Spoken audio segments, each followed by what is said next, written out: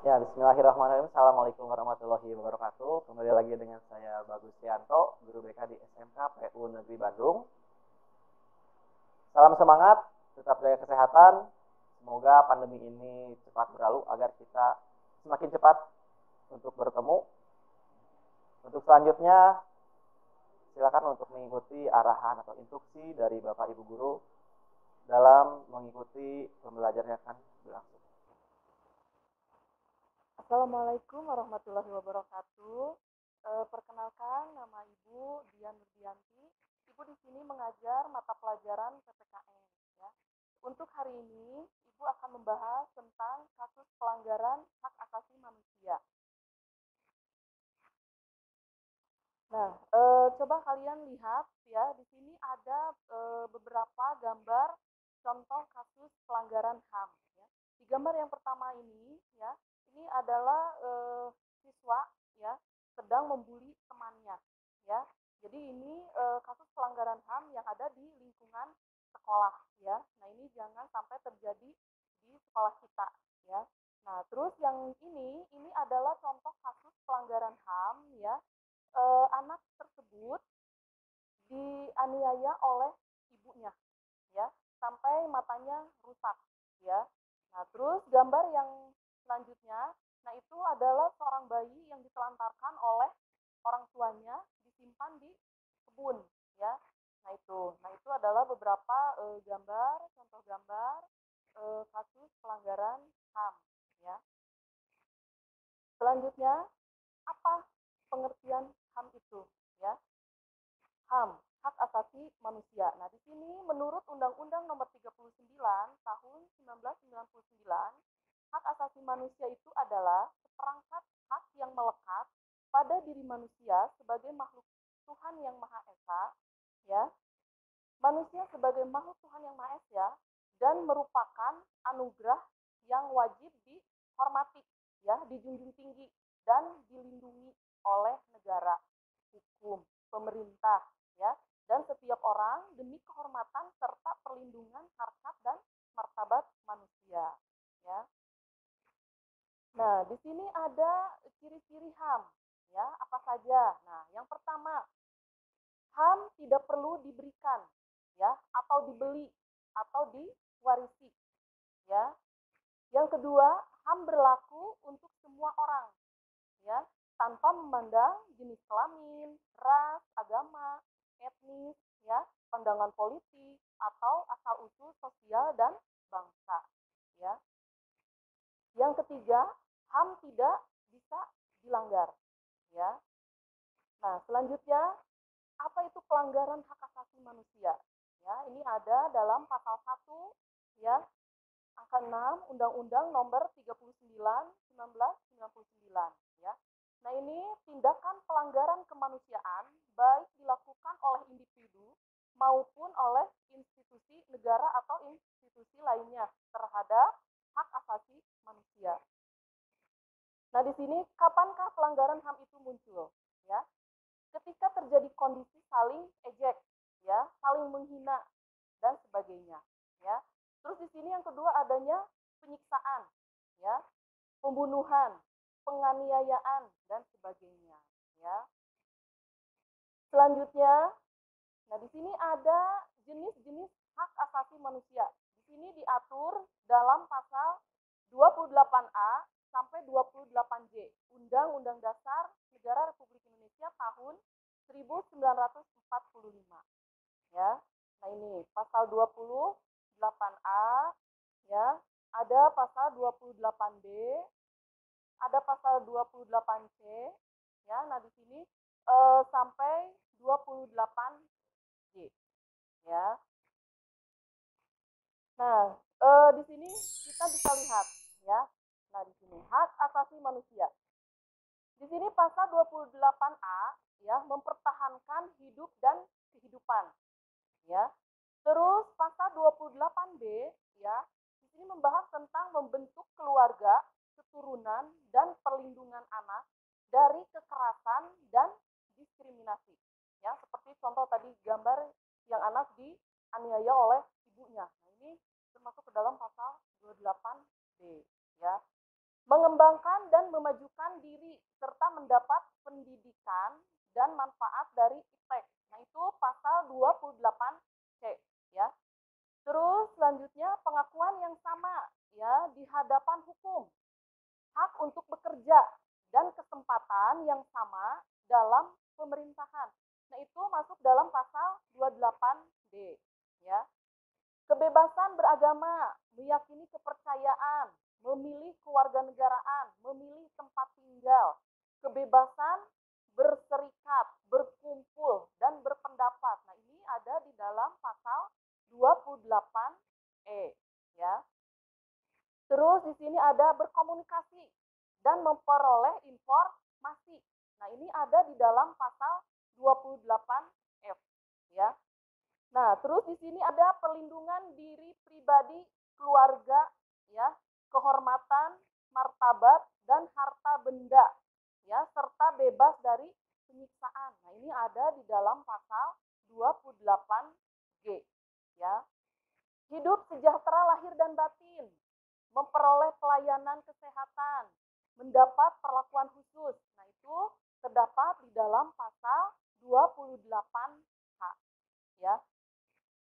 Terus di sini juga ada pasal 28I, tidak dituntut, ya, atas dasar hukum yang berlaku surut dan bebas dari perlakuan diskriminatif, ya. Nah, itu ada dalam pasal 28I, ya. Terus berkewajiban, ya, menghargai hak orang, ya, dan pihak lain serta tunduk kepada pembatasan undang-undang. Nah, itu ada di dalam pasal 28G. Nah, itu adalah pasal-pasal tentang mengatur tentang hak asasi manusia, ya. Selanjutnya, nah di sini walaupun kita sudah mengetahui, ya, adanya peraturan-peraturan yang tadi yang mengatur tentang HAM, tetapi faktanya, ya, di sini orang dilarang menghilangkan nyawa orang lain. Akan tetapi saat ini banyak sekali terjadi peristiwa pembunuhan, ya. Terus di sini setiap orang berhak untuk menikmati kebebasan, kemerdekaan. Akan tetapi faktanya masih sering mendengar, ya, pemberitaan tentang penculikan, pemerkosaan, ya, trafficking, perbudakan atau diskriminasi, ya. Nah, di sini ada pelanggaran HAM disebabkan oleh faktor apa saja sih? Nah, di sini ada dua, ya, ada faktor internal dan ada faktor eksternal. Nah, di sini faktor internal, ya, dorongan untuk melakukan pelanggaran HAM yang berasal dari diri pelaku pelanggar HAM, ya.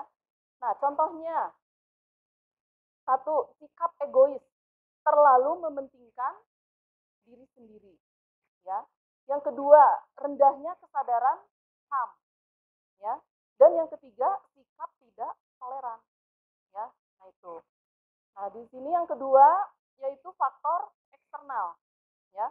Faktor di luar diri manusia yang mendorong seseorang atau kelompok orang untuk melakukan pelanggaran HAM. Nah, di sini ada contohnya. Yang pertama, penyalahgunaan kekuasaan, ya.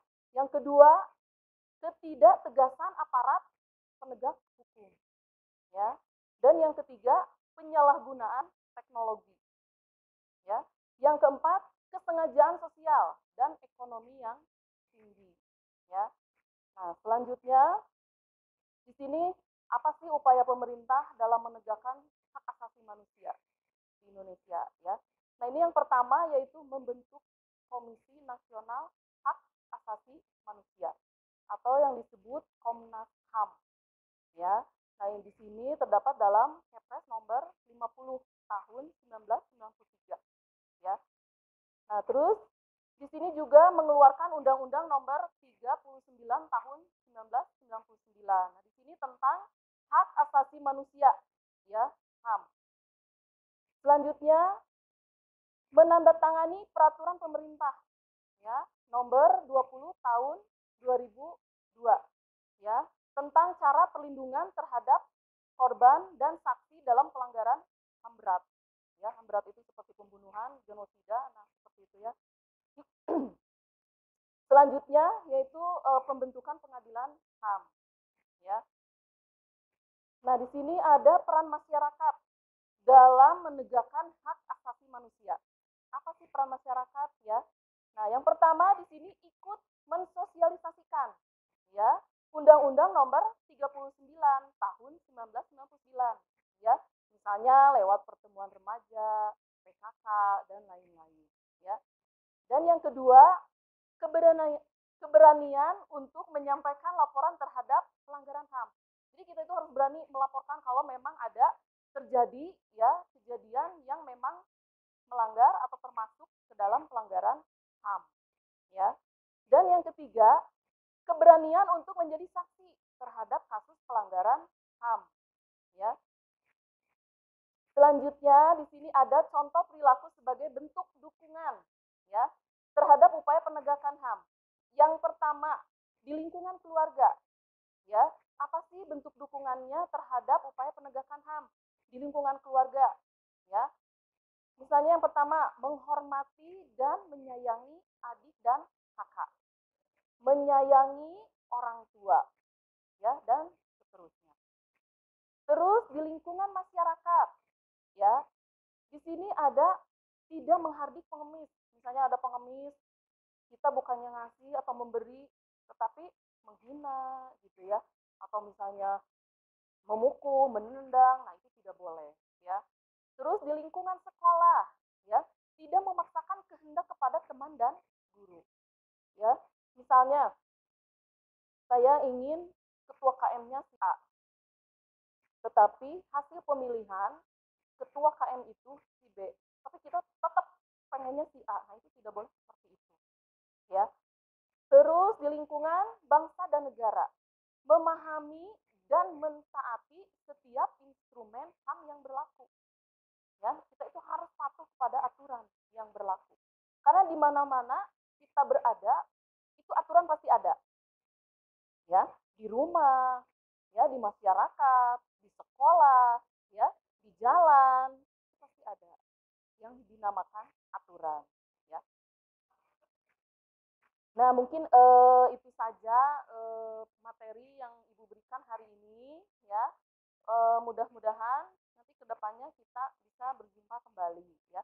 Untuk selanjutnya kita akan dilanjutkan oleh mata pelajaran PAI, yaitu oleh Bapak Yadi Supriyadi, ya. Terima kasih. Assalamualaikum warahmatullahi wabarakatuh. Assalamualaikum warahmatullahi wabarakatuh. Perkenalkan, nama saya Salman Al-Faridi. Kebetulan guru PAI di kelas 12. Alhamdulillah pada kesempatan kali ini kita bisa bertemu dalam materi pembelajaran pendidikan agama Islam dan budi pekerti, ya. Untuk pertemuan kali ini kita akan membahas kaitan dengan bersatu dalam keragaman dan demokrasi. Seringkali kita mempermasalahkan kaitan dengan demokrasi itu seperti apa, kemudian keragaman yang berkaitan dengan toleransi itu seperti apa. Oke, langsung saja kita simak tentang konsep yang bisa kita simak bersama kaitan dengan demokrasi. Ini yang perlu kita ketahui, demokrasi ini dipelajari. Untuk memahami demokrasi kita akan membahas sedikit kaitan dengan Quran surat Ali Imran ayat 159 dan hadis tentunya yang menjadi tujuan utama kaitan dengan pembelajaran agama ini. Kemudian di sini juga nanti siswa diwajibkan untuk bisa membaca Quran surat Ali Imran ayat 159, berikut pula dengan hadis tentang demokrasi tentunya, karena bahasan kita tentang demokrasi. Kemudian analisis juga kaitan dengan surat Al-Imran ayat 109. Nah, dari Quran surat Al-Imran tersebut tentunya nanti kita pelajari bersama, dan yang diharapkan setelah pembelajaran tersebut kita mempunyai sikap dan perilaku demokratis. Seperti apa sebetulnya sikap dan perilaku demokratis itu? Kemudian pada akhirnya kita bisa menjunjung tinggi nilai-nilai demokratis. Oke, next kita lanjut. Coba kita perhatikan kaitan dengan beberapa gambar ya, gambar-gambar di sini. Yang pertama kaitan dengan keragaman. Di sini juga tentunya kalian tidak hanya mengenal dari sisi agama, yang lebih luas dari kalian lebih bisa mengenal dari guru PKN tentunya nanti kaitan dengan keragaman seperti apa. Karena mau tidak mau kita negara Indonesia pasti mesti menjaga keragaman itu seperti apa. Yang kedua, kaitan dengan cita-cita demokratis. Di sini saya ambil contoh pemilu 2014. Padahal sebetulnya di pemilu yang lebih baru juga itu sudah bisa kita perhatikan, gitu kan? Bagaimana cita-cita demokratis kita apakah tercapai atau tidak, kalian bisa menilai. Kemudian aspirasi rakyat, ini kaitan dengan bagaimana keadilan berkembang di Indonesia, apakah sudah betul-betul dikatakan adil, mungkin nanti adil secara penilaian, keilmuan di bidang kewarganegaraan, kemudian keadilan dari sisi agama seperti apa. Kemudian demokrasi dalam keragaman. Gitu ya. Oke, nanti setelah itu coba kita bahas kaitan dengan demokrasi dan syuro. Demokrasi ini secara bahasan umum dan syuro ini maknanya musyawarah. Oke, demokrasi secara kebahasaan terdiri atas dua rangkaian kata, yaitu demos yang berarti rakyat dan kratos yang berarti kekuasaan. Secara istilah kata demokrasi ini dapat ditinjau dari dua segi makna. Yang pertama, yaitu demokrasi dipahami sebagai suatu konsep yang berkembang dalam kehidupan politik pemerintah, yang di dalamnya terdapat penolakan terhadap adanya kekuasaan yang terkonsentrasi pada satu orang dan menghendaki peletakan kekuasaan di tangan orang banyak atau rakyat, baik secara langsung maupun dalam perwakilan. Itu kaitan dengan demokrasi. Ya, jadi intinya konsep yang berkembang dalam kehidupan politik pemerintah. Ini bisa nanti kalian lebih dalami lagi seperti apa. Kemudian yang kedua, demokrasi dimaknai sebagai suatu konsep yang menghargai hak-hak dan kemampuan individu dalam kehidupan bermasyarakat, gitu kan? Dalam kehidupan bermasyarakat. Nah, dari definisi ini dapat dipahami bahwa istilah demokrasi awalnya berkembang dalam dimensi politik yang tidak dihindari. Itu demokrasi. Makanya secara historis istilah demokrasi memang berasal dari barat. Namun jika melihat dari sisi makna, kandungan nilai-nilai ini diperjuangkan oleh demokrasi itu sendiri sebenarnya merupakan gejala dari kita. Nah, ini konsep secara umum. Kemudian coba kita lihat syuro. Nah, syuro menurut bahasa dalam kamus Mu'jam Muqaddis Al-Lughah. Di sana ada karangan dari Ar-Raghib Al-Asfahani juga. Kemudian menurut Ibnu Al-Arab Al-Maliki, kemudian menurut imam-imam yang lainnya. Kaitan dengan syuro yaitu dalam kitab Al-Mufradat fi Gharib Al-Qur'ani, yaitu yang dikarang oleh Ar-Raghib Al-Asfahani, mendefinisikan sebagai proses mengemukakan pendapat dengan saling mengoreksi antara peserta syuro. Jadi ada perbedaan dari sisi makna demokratis dan syuro, gitu kan? Nah, ini secara makna demokratis. Nah, kemudian kita coba bagaimana menurut agama, khususnya Islam barangkali. Dalam Al-Quran surat Al-Imran ayat 159, Allah Subhanahu wa taala berfirman, "A'udzubillahi minasyaitonirrajim. Fabima rahmatin minallah lintalahum. Walau kunta fadhan ghalidhal qalbi lanfaddu min hawlik. Fa'fu anhum wastaghfir lahum wasyawirhum fil amr. Fa idza azamta fatawakkal 'ala Allah. Innallaha yuhibbul mutawakkilin." Anak-anakku sekalian, nanti kalian simak. Di sini tidak akan dijelaskan kaitan dengan makna secara mufradat, begitu pula tajwidnya. Cuma nanti kalian coba baca dengan seksama kaitan dengan pelafalan surat tajwid. Nah, ayat ini yang menjelaskan kaitan dengan demokrasi. Yang dimaksudkan, maka disebabkan rahmat Allah, kamu berlaku lemah lembut terhadap mereka. Sekiranya kamu bersikap keras, lagi berhati kasar, tentulah mereka menjauhkan diri dari sekelilingmu. Jadi mesti adanya saling menghargai dalam hal ini. Kalau kita keras, kasar, tentu tak akan ada seorang pun yang berkehendak dengan kita, tidak mau untuk mendekatkan diri kepada kita. Ya itu. Karena apa? Maka dari itu apa perintahnya? Fa'fu anhum wastaghfir lahum wasyawirhum fil amri. Bermusyawarahlah dalam segala urusan. Nah ini wasyawirhum fil amri, ini kaitan dengan demokratis. Fa idza azamta fatawakal 'ala Allah, maka apabila sudah bertekad bulat, azam, jangan lupa serahkan segala sesuatunya kepada Allah Subhanahu wa taala. Ini kaitan dengan demokrasi. Kemudian yang selanjutnya, tentunya mesti ada dasar hadis juga. Sebagaimana Rasulullah SAW menjelaskan, hadis dari Abi Hurairah, qala, ma ra'aitu ahadan aktsaru masyuratun li ashabihi min Rasulillah sallallahu alaihi wasallam, rawahu Tirmidzi. Setingkat Rasulullah uswatun hasanah. Dalam Al-Qur'an jelas, laqad kana fi Rasulillah uswatun hasanah. Jelas, tercatat dalam Al-Qur'an. Nah, di sini ditegaskan bahwa Abu Hurairah saja menyatakan, aku tidak pernah melihat seorang yang lebih sering bermusyawarah dengan para sahabat daripada Rasulullah SAW. Ini menggambarkan bahwa setingkat Rasulullah seperti itu. Jadi demokrasi perlu syuro jelas, nanti tanpa melewati batasan-batasan yang sudah ditentukan.